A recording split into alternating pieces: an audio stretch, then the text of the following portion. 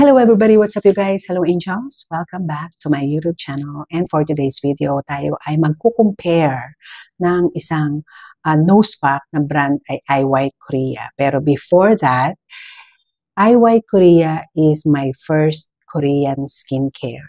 Yes, matagal na akong gumagamit ng IY Korea. Tapos natigil lang ako dahil medyo nag-explore ako sa Korean skincare. Pero alam niyo yun, parang binabalik-balikan mo pa rin yung dati mong kinagisnan. Ang sinasabi ko ay IY Korea Nose Pack. Yung white.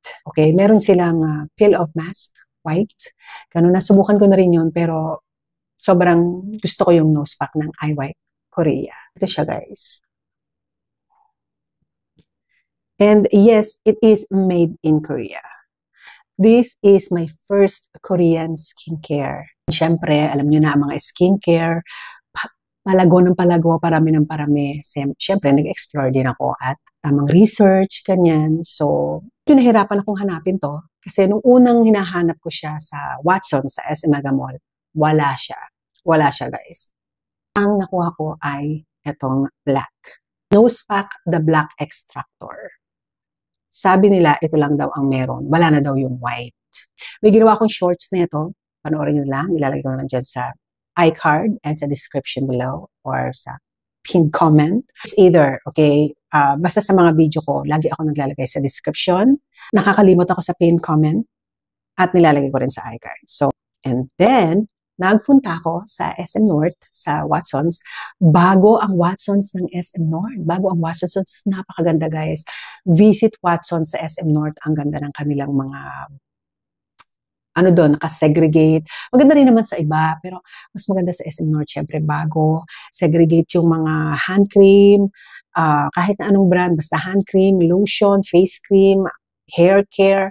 Maganda. Visit SM North Watsons. Ang ganda guys. But anyway, ayun. Ito ang aking nakita. Ang aking unang Korean skincare. IY Korea, the original nose pack. Gustong gusto ko to guys. Whiteheads and blackheads remover. And sinubukan ko na rin itong sinuggest nila sa akin dahil ito daw ang pumalit dito sa IY na akala ko talaga wala na. Ito ay nose pack, the Black Extractor, Whiteheads and Blackheads Remover. Same ng packaging. Ito nga lang maliit. Ito ay 30 ml at ito ay 50 ml. So, parehas na parehas ang description sa likod. Ito nga lang ay black, ito ay white. IY Korea, the original nose pack is cream type nose pack that conveniently adjusts to the shape of your nose, making it easier and more effective in eliminating blackheads and whiteheads. Oil-prone areas like the nose area and the T-zone to minimize the appearance of pores, excess oil for a clear, smooth, and radiant skin. Hindi ko lang ito nilalagay sa ilong, nilalagay ko rin siya dito kung saan ako oily at saka sa baba. Yeah. Tapos, contains natural active ingredients and vitamins A, C, and E that help soothe skin, white effectively, stripping of dirt, tighten pores, improve skin texture. Tapos, ang directions for use nandito. After washing face, apply a generous amount to the nose pack solution on the entire nose area. Sensya na, nagpo-post ako. Ang liit, ano? And then, asa na ba? Wait for about 15 minutes or until it completely dries. Then, peel off the pack upward starting from the base. Yes. Yeah. Yun na yun. Alam nyo na yun. Tapos, basahin natin yung Black Extractor. Ito mas maliit. Type nose pack that contains micro charcoal, which is known to have better purifying and deep cleansing properties than normal charcoal. Can effectively suck out deep down dirt, sebum, and whiteheads and blackheads, leaving your skin fresh, clean, and less oily. Paraben-free, tryptophan-free, talc-free, and ang liit. So, same lang din naman, 15 minutes. Pero hindi nasusunod sa akin ng 15 minutes. Minsan lumalampas pa ako. Minsan 20 minutes, 22 minutes, mga ganon. Kasi nga, kailangan mo siya i-peel ng dry. Pagka inilagay mo siya kasi, sa mga hindi nakakaalam, pareha siya liquid. Pagka inilagay mo sa nose mo, doon siya matutuyo. And then pagka natuyo na, doon mo siya ipipeel off. So, siya makikita nyo naman sa demo ko yan. Yung nose pack na to, sobrang tagal na. I'm sure marami na nag-review nito. But this video is comparison with the Black Extractor. Yun lang ang gusto kong i-compare. Pero like I said kanina, gumawa ako ng shorts neto. Nakita nyo na yung consistency niya. Nakita nyo na kung paano ko gamitin. So, panoorin nyo na lang yung shorts. Ito, hindi nyo pa nakikita kasi that time, hindi pa ako YouTuber. Gumagamit na ako neto. So, syempre, makikita nyo dito sa video ang comparison ng dalawa. So, maglalagay tayo sa left and right of my, half of my face. So, magiging black and white ang peg natin later. So, okay. Pero bago tayo pumunta sa demo, ipakita ko sa inyo yung mismong, okay, meron siyang parang silver na, ano dyan? Meron siya parehas na silver na nakalagay dyan. Yun ang maganda. So, hindi ito kasi meron na akong, tara, bukas. Meron na akong bukas ng black extractor. Ito, tabi na lang muna natin. And ako maglalagay dito para ipakita sa inyo yung consistency, no? Tsaka yung formula nitong dalawa. Pupunta na kaagad tayo sa demo. Let's go!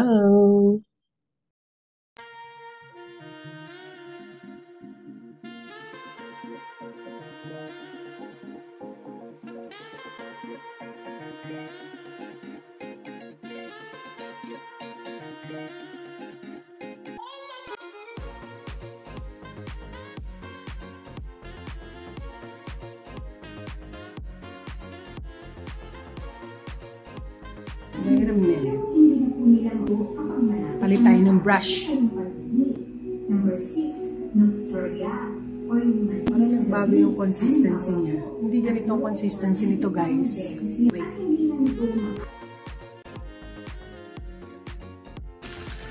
Okay, guys. Take 2 tayo. Check muna natin yung consistency nitong white. Kasi syempre, matagal ko nang gamit to. Alam ko ang consistency niya. Medyo parang, alam nyo yun, parang toothpaste kanina, di ba nakita nyo? So, take 2 tayo. Tingnan muna natin yung consistency niya. Hindi ganyan ang consistency niya dati. Ayan o. Parang nagbago. Ewan ko lang din, ha? Ayan o. Okay, try ko pa rin siya ilagay sa ilong ko using kamay. Dati kasi ginagamit ko brush. Parang ang hirap niya i-blend ngayon, parang ikalat. Kamay gamitin natin. Gulat ako Hindi ganun ang consistency niya. Again, messy kasi ang kamay, guys. Hindi ganito ang consistency nito ang nangyari. Anyway, we'll try. Ayan o. Bakit Tingnan natin. Medyo nagtagal ako doon usually, ni-spread ko siya dito hanggang dito sa pores ko. Ang nangyari, hindi dati ganito tong eye white original na to. Hindi siya dating ganyan. Oh? Ganun. Matutuyo ka ba? Gawin pa rin natin for comparison dun sa black extractor na para sa akin bago kasi first time ko ginamit. Hindi siya katulad dati. My gracious goodness. Ang nangyari? Anyway. Hindi siya dati ganito. Okay. Nipisan lang natin kasi dati makapal ako maglagay. Ayan, tapos na tayo dito sa nose. Ano nangyari kaya dito? Hindi naman siguro siya expired, no? 24 of November pa to Nakita nyo, ang hirap niya. Nagulat ako doon sa consistency ng ano. Sana matuyo ka agad siya. Dati ganito consistency niya, parang sa black extractor.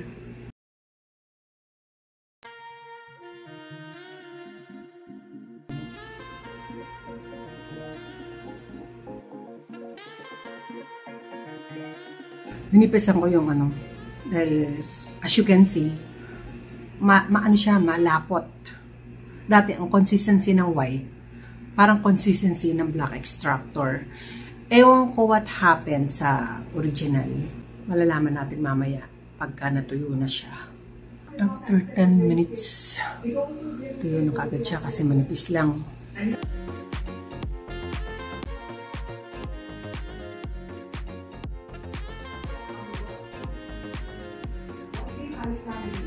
Medyo basa pa yung dito.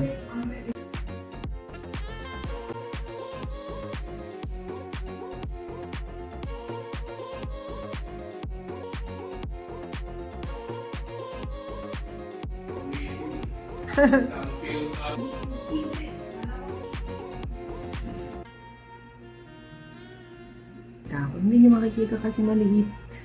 Mas okay pa rin yung white.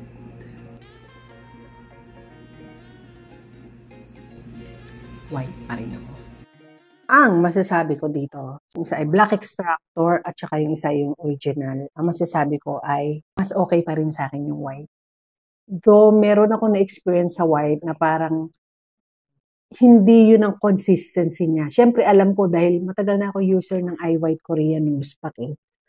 Kaya, parang nagtataka ako. Pero, sa kabila ng lahat, okay pa rin siya. Okay pa rin yung performance na sa akin kaysa dun sa Black Extractor. So, kung ako ang papipiliin, mas gusto ko pa rin yung white. Mas gusto ko pa rin ito. Kasi ang expiration date niya is 2024 of November. Hindi naman siguro siya expired. Pero mas bet ko talaga ang original, ang white, kaysa sa Black Extractor. Okay din man ang Black Extractor, kaya lang mas bet ko to. Marami siyang nakukuha. Alangan naman yung kalahati ng mukha ko. Hindi ko lang napakita sa inyo kasi hindi nyo rin naman makikita. Dahil actually, hindi naman masyadong madumi yung ilong ko. Wala naman ako masyadong blackhead o whiteheads. Pero yung sebum niya sa nose ko, at saka dito wala eh. At saka lalo na dito, marami nakuha ang white kaysa sa black. So, mas gusto ko pa rin yung white. Winner pa rin sa akin. So, I'm using cotton balls with water. Water lang. Ayun, and then, follow na ng mga skincare ko. Toner, serum, ganyan. Sino ang mas pipiliin ko sa kanilang dalawa? Mas pipiliin ko itong white. Bibili pa ako ng nose pack. Itong white pa rin. Perfect siya sa akin. Kaya lang, siguro base lang sa experience ko today na nag-review ako sa inyo na gano'n na naging consistency niya. Nagulat din ako. Usually kasi pag nag-nose pack ako o peel of mask o peel of pack, brush ang ginagamit ko kasi messy siya sa kamay. Lalo na kung long nails ako, hindi uubra sa akin yung mga singit-singit sa kuko. Lalo na nung ginamit ko kamay, mas nalaman ko parang ang ganit-ganit niya i-spread. Hindi siya ganun eh. Yung dating consistency nitong white ay yung parang sa black extractor. Hindi ko alam kung ano nangyari. Yun lang ating comparison ng dalawang iWhite Korean Nose Pack, the black extractor and the original. Dito ako. Ito ay 50 ml and this one is 30 ml. Bago tayo magtapos, gusto ko lang i-share sa inyo yung playlist ko. Kung gusto niyo ng travel vlogs, product reviews, skincare review, makeup review, food review, nasa playlist ko yan. Baka nandun yung mga hinahanap niyong review. Check nyo ang playlist ko, okay? So, yun lang ang ating review dito. And if you found this video informative, don't forget to give it a like. Mga bago who haven't subscribed to my channel yet, please subscribe now and ring the bell. See you on my next video. Thank you for watching, guys.